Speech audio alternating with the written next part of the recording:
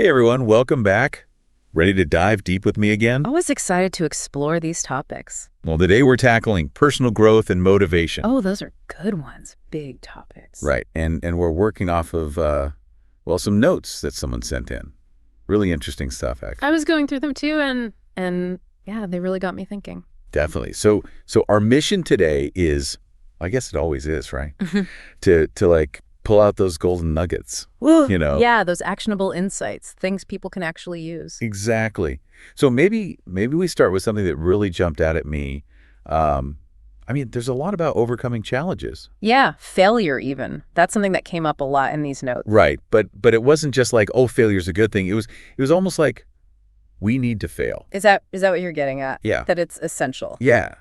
Like without failure, there's no growth. There was actually there was this study mentioned in the notes about entrepreneurs. Oh, tell me about that one.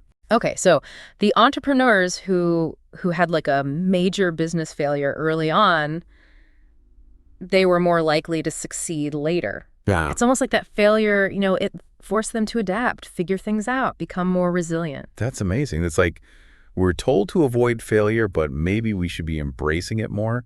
Calculated risks and all that. It is a bit of a paradox, isn't it? It is. It makes you think, Listener, think about a time you faced a setback.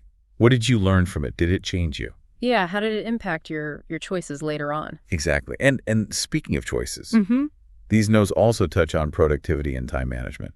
Oh, that's a popular one. Right. I mean, who doesn't want to be more productive? It's funny, though. There wasn't like a secret formula in the notes. No. No. It was more about finding what works for you, your own system. Oh, I see. Like they mentioned time blocking, that Pomodoro thing, even using music or smells to focus. Oh, smells. That's interesting. I like nature sounds myself. Creates a calm space. But you're right. It's got to be personal. What about you, listener? Any productivity hacks you swear by? Share those with us. Please. We love hearing from you. Okay, but moving on.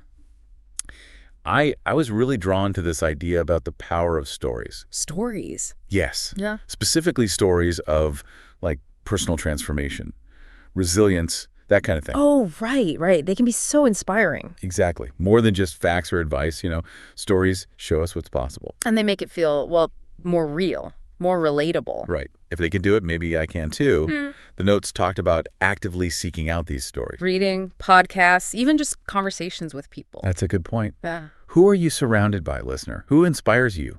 Think about that. It's powerful stuff. It is. Okay, so last but not least, we have building confidence and self-esteem. Ooh, that's a tough one. It is. Lots of, self-doubt to overcome. Those inner critics we all have. Yeah, for sure. What did the notes say about tackling that? Well, it seemed like taking action was key. Small steps, celebrating wins, even tiny ones. It's about proving to yourself that you can do things. That's so smart. We wait to feel confident, but maybe action is what brings the confidence. It's a shift in thinking for sure. So listener, what's one tiny step what you can take today? Towards a goal. Doesn't have to be huge, even just 5 minutes. Every bit counts.